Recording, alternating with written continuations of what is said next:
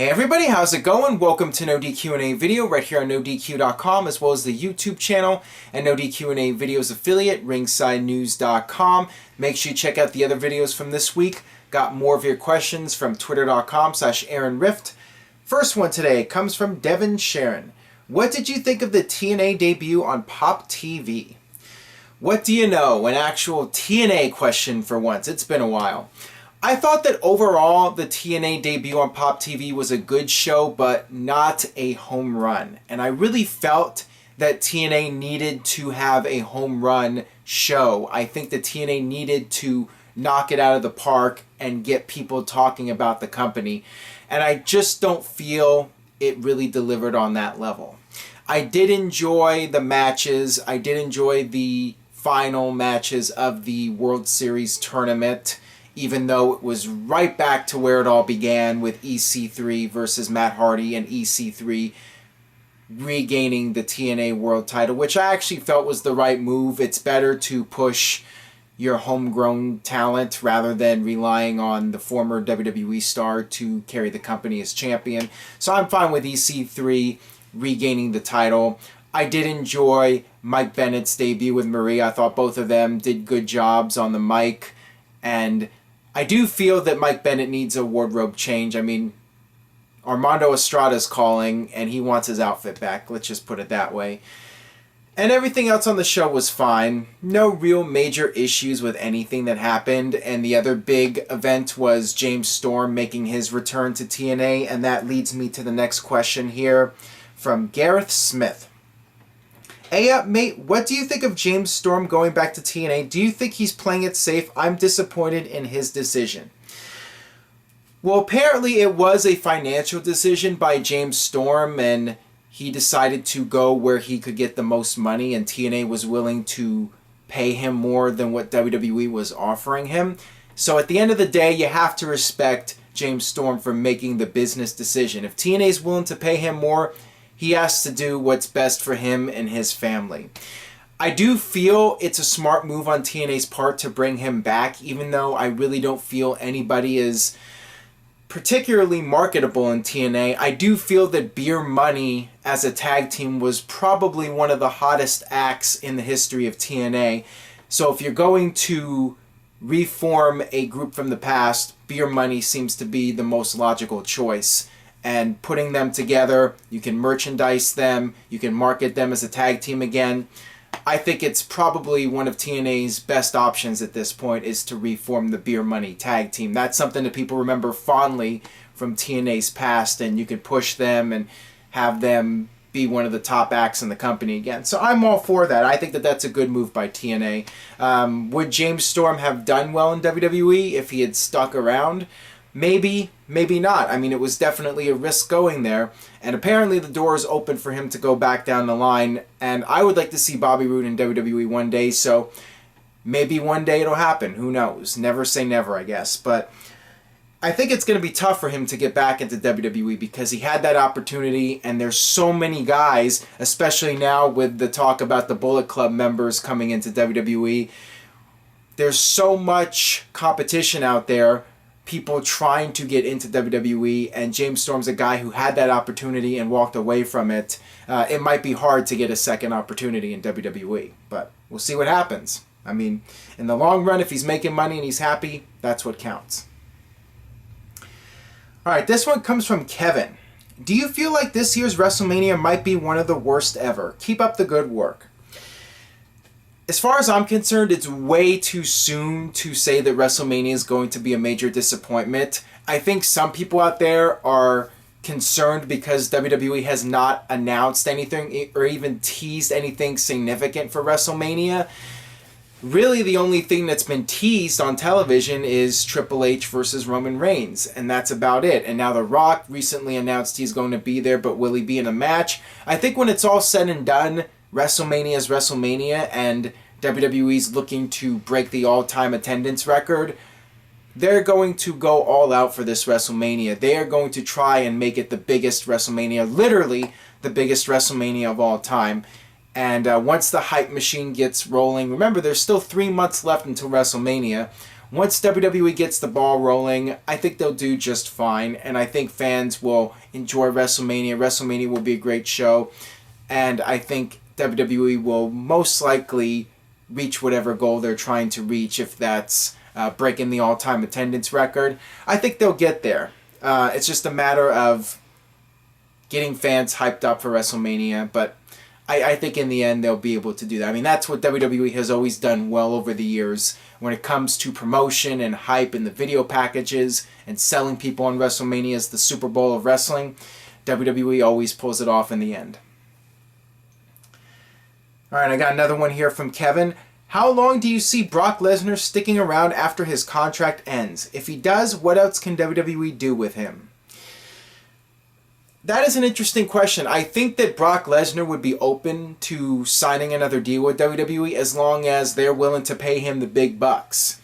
Now, is it worth it from WWE's perspective to sign him to another deal? That depends on how many opponents they have for Brock Lesnar. It does seem like WWE is running out of top-level opponents for Brock Lesnar. Brock already feuded with John Cena. He feuded with Undertaker. He feuded with Triple H. He had the match with Roman Reigns last year. There's not a lot of guys left. I guess you could do Brock Lesnar versus Randy Orton at some point. Brock Lesnar versus Batista. Bring back Batista for a match. Brock Lesnar versus The Rock. Do another Brock Lesnar Roman Reigns match. You know how WWE is about those rematches. There's still some matches you can do with Brock Lesnar, and if you actually build up a new superstar, you can eventually put that new superstar up against Brock Lesnar as well, and not just rely on a guy who's already been with the company for many years. All right, this one comes from Jeremy Davis. Is it a possibility to have Brock Lesnar enter and win the Andre the Giant Memorial Battle Royal, or would that be a waste of his talent? To me, that would be a waste of time. Putting Brock Lesnar in any kind of multi-man match, whether it's the Andre the Giant Battle Royal or just a regular Battle Royal or a ladder match or an 8-man tag team match, anything like that would really be a huge waste of Brock Lesnar in my opinion. Brock Lesnar is best being utilized in one-on-one matches in my opinion, and doing anything else I think would be a waste. I mean, doing a triple threat even is not really the best way I think to utilize Brock Lesnar, but under the right circumstances that can work. You know, the 2015 Royal Rumble with Lesnar versus Cena versus Rollins, I mean, that was perfectly fine doing that match. So with the right storyline and the right opponents, you know, I'm fine with a triple threat, but I would not push it beyond that. All right, this one comes from Aaron. Aaron Echoes. Do you think Big Vis will be in the Hall of Fame? Also, thoughts on Sean O'Haire. As far as Big Viscera going into the Hall of Fame, probably not. Especially with the lawsuit that's going on right now. I doubt WWE will put him into the Hall of Fame anytime soon, if ever. And if you're looking strictly at his career and his accomplishments, yes, he did win the King of the Ring, but he went on to have one of the worst main events in SummerSlam history. And he had runs here and there. He was part of the Ministry of Darkness, and then he came back and became the Love Machine, and then became Big Daddy V. But he never really stood out, other than the fact that he was this huge freak of nature. Beyond that, he wasn't really one of the all-time great performers in WWE. I just think there are other big guys that were more talented, that have not gone into Hall of Fame yet that should. Guys like Vader, for instance. So maybe it'll happen one day, but at this point, I think it's a long shot. And as far as Sean O'Haire goes, I thought that he was a guy that probably should have gone further than he did. I think he had a good look and he was athletic, but for whatever reason, he never really got past the mid-card or even the lower mid-card in WWE and WCW. He was actually probably pushed harder in WCW than he was in WWE. And I really liked that gimmick that they gave him in 2003, but for whatever reason, he didn't last in WWE. So that's unfortunate. Alright, this one comes from CM Max. Do you believe if it wasn't for CM Punk's departure, things wouldn't have changed in the WWE and Daniel Bryan wouldn't be as big? I definitely feel that Daniel Bryan getting the title at WrestleMania was due to the fact that CM Punk quit the company, and that was part of the whole backlash. Fans were angry about Batista, and then once Punk left, that made matters even worse. That made fans even angrier. And yeah, I think because Punk left, WWE felt pressured, and they caved into the pressure and put Daniel Bryan in the main event of WrestleMania and had him win the WWE title. So yeah, I feel if CM Punk had not quit the company, Daniel Bryan probably would not have become WWE champion. Alright, this one comes from Marcus S. Bayley is considered to be the face of NXT. Do you think that she had the potential, or has the potential, to be the female John Cena?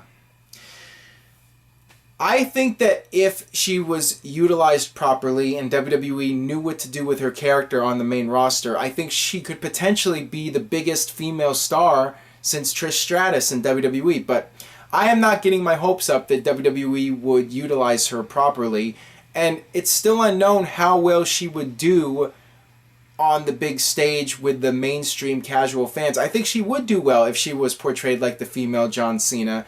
I think she could be the top diva in WWE. I think there's a lot of potential there, but just something in my gut tells me WWE will manage to screw her up and she won't really reach her full potential on the main roster. But we'll see what happens. I mean, I definitely feel the potential is there for her to be at that Trish Stratus level if she's used right. Alright, this one comes from Isabella. Hey Aaron, Happy New Year's. What were your favorite moments during WWE's New Year's Revolution 2005 through 2007? Please answer in video and thank you. I think people definitely remember the New Year's Resolution pay-per-views, or Revolution, whatever it's called. I always get confused between New Year's Revolution and Final Resolution from TNA. They always got me confused. But anyways, what people remember about those pay-per-views were the Elimination Chamber matches. And the 2005 one was really good, and that was the beginning of Batista's rise to the top in WWE. And then, of course, in 2016 with Edge cashing in Money in the Bank. I mean, those were the two big moments from the New Year's Revolution pay-per-views. 2007 was not quite as memorable. Really, the only big highlight was, if you want to call it a highlight, Triple H getting hurt in the match against RKO, DX versus Rated RKO. But yeah, definitely the Elimination Chamber matches were the highlights of those pay-per-views. Alright, this one comes from Joseph Allen. Hey Aaron, who is your favorite WWE and WCW Cruiserweight champion? I thought Gregory Helms had a good run in WWE and Lance Storm in WCW. I would go with Kidman, because Kidman had a solid run as the Cruiserweight Championship champion. What am I, Scott Steiner now? He had a solid run as champion in both WWE and WCW. WCW he did really well, and then he went to WWE and had a run as well. Kidman was very consistent in the Cruiserweight division, and he was definitely a highlight in both companies, so I would go with Kidman. Alright, last question today comes from Mr. Panda 316. Hey Aaron, what does the term X-Pac heat mean, and where does it come from? Well, it comes from X-Pac because what happened was, I believe around the end of 2000, X-Pac had left DX and he formed the X Factor group with Just Incredible and A-Train back when he was Albert. And fans just did not like the act, and in particular, they did not like X-Pac. I think maybe it was a combination of the fact that X-Pac was on television too much, or maybe he just rubbed people the wrong way, who knows. Maybe it was the entrance music, the Uncle Kracker music, which I actually liked, by the way, but I think a lot of people hated it.